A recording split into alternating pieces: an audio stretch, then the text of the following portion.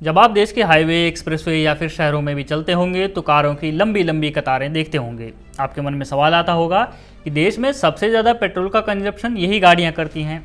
अगर आप थोड़ा बहुत आजकल के कच्चे तेल के संकट के बारे में जानते होंगे तो सोचते होंगे कि अगर ये गाड़ियां इलेक्ट्रिक हो जाएं तो हम बाहर से तेल मंगवाने से मुक्त हों। लेकिन शायद यही आपके मन में तब आता होगा जब आप शहरों में डीजल से दौड़ती बसें देखते हों।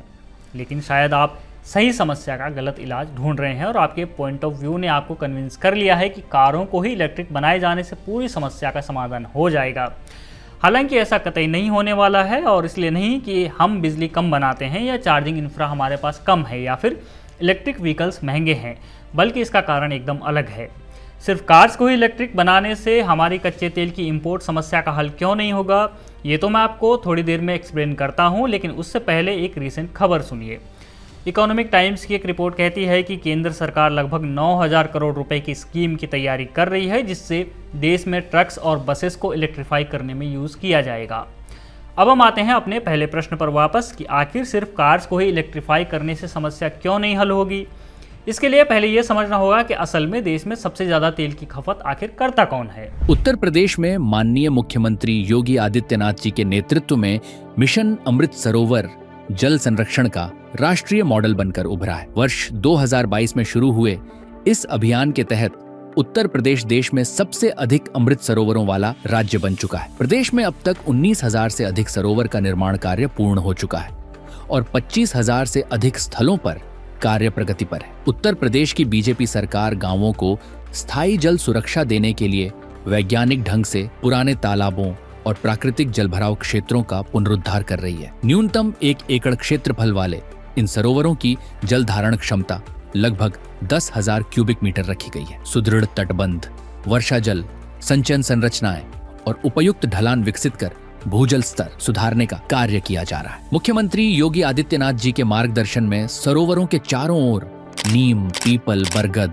और अर्जुन जैसे वृक्ष लगाए जा रहे हैं, जिससे पर्यावरण संरक्षण और मिट्टी कटाव रोकने में मदद मिल रही है। उत्तर प्रदेश की बीजेपी सरकार खेत तालाब योजना, एक जिला एक नदी योजना, ड्रिप व स्प्रिंकलर सिंचाई और भूजल संचयन जैसी योजनाओं को भी तेजी से आगे बढ़ा रही है। मुख्यमंत्री योगी आदित्यनाथ जी के नेतृत्व में BISAGN की आधुनिक तकनीक के सहयोग से उत्तर प्रदेश जल संरक्षण, ग्रामीण विकास और हरित भविष्य की नई पहचान बन रहा है। मुख्यमंत्री योगी आदित्यनाथ जी का संकल्प है, हर गांव जल सुरक्षित बने, हर खेत समृद्ध बने और उत्तर प्रदेश जल संरक्षण का राष्ट्रीय मॉडल बने। नहीं, चिंता मत करिए। इसके लिए हमें पेट्रोल पंप पर नहीं जाना पड़ेगा और ना ही एक एक गाड़ी गिननी पड़ेगी, बल्कि इसके लिए ऑलरेडी काम हो चुका है।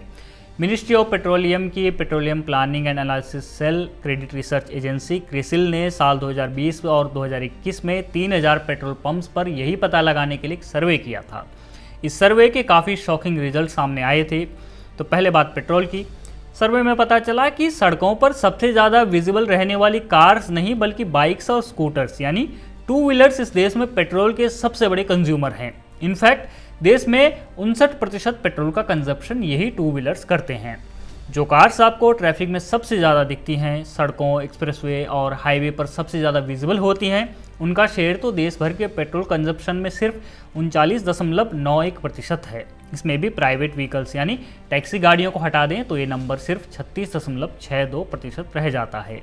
यानी जो कार्स सबसे ज़्यादा टॉकिंग पॉइंट्स हैं उन्हें अगर इलेक्ट्रीफाई कर भी दें तो भी समस्या 1/3 ही हल होगी और पेट्रोल का कंजप्शन फिर भी करोड़ों लीटर बना रहेगा। वैसे अब आपके मन में ये प्रश्न आया होगा कि तब तो हम 2 व्हीलर्स को भी इलेक्ट्रिक में शिफ्ट करें तो हमारा इंपोर्ट घट सकता है। लेकिन यहाँ भी एक कैच है। फेडरेशन ऑफ ऑटो डीलर्स यानी फाडा का डेटा कहता है कि साल 2025-26 में देश में जितने भी 2 व्हीलर्स बिके उनमें से लगभग 6.5% इलेक्ट्रिक थे। इसी तरह 4 व्हीलर्स के मामले में ये शेयर सिर्फ 4.4% था। यानी हमें काफ़ी लंबा रास्ता तय करना है। इसे ग्रीन एनर्जी में ट्रांजिशन करके ले जाना काफ़ी टफ होगा। लेकिन अगर हम किसी तरह से ये ट्रांजिशन करके अपने 2 व्हीलर्स और 4 व्हीलर्स को इलेक्ट्रीफाई कर भी लेते हैं तो भी क्रूड के मामले में इंपोर्ट की समस्या खत्म नहीं होने वाली है। आप सोचेंगे कि जब सारी गाड़ियां इलेक्ट्रिक हो जाएंगी आखिर तब क्यों समस्या बनी रहेगी। दरअसल इसके लिए आपको थोड़ा और डेटा लेन में जाना होगा। असल में पेट्रोल और डीजल की वजह से ही देश में मुख्यतः क्रूड का आयात होता है, लेकिन हमारा देश पेट्रोल से कहीं ज़्यादा डीजल यूज़ करता है। इसका कारण है कि भारत में अधिकतर फ्रेट यानी माल रोड के जरिए ही मूव होता है। नीति आयोग की रिपोर्ट कहती है कि रोड के जरिए देश का लगभग 65% माल मूव किया जाता है और इस मूवमेंट का हैंडल करते हैं ट्रक्स। और ट्रक्स कोई छोटी दूरी नहीं बल्कि एक महीने में 15,000 किलोमीटर तक का दायरा कर लेते हैं। ऐसे में उनका फ्यूल कंजप्शन भी ज़्यादा होता है और ट्रक्स डीजल की खपत ज़्यादा करते हैं, जिसके लिए क्रूड ही इंपोर्ट किया जाता है।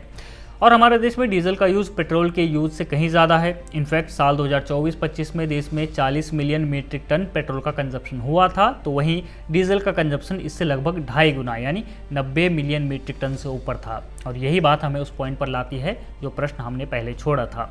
ये पॉइंट है इलेक्ट्रिफिकेशन का।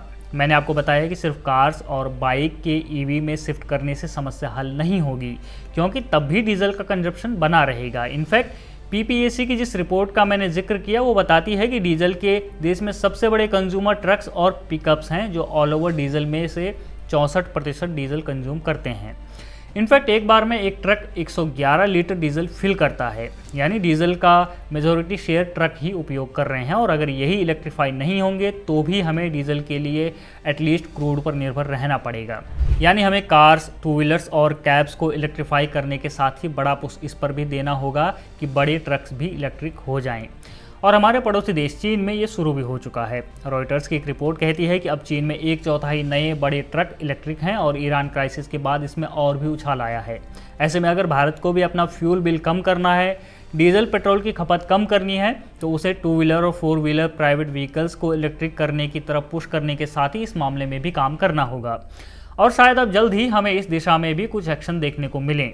मैंने आपको वीडियो की शुरुआत में जो खबर बताई थी उसके अनुसार अब मोदी सरकार इलेक्ट्रिक ट्रक्स और बसेस के लिए इंसेंटिव्स देने जा रही है, वैसे ही जैसे उसने फेम स्कीम के तहत टू व्हीलर्स और फोर व्हीलर्स को दिए हैं।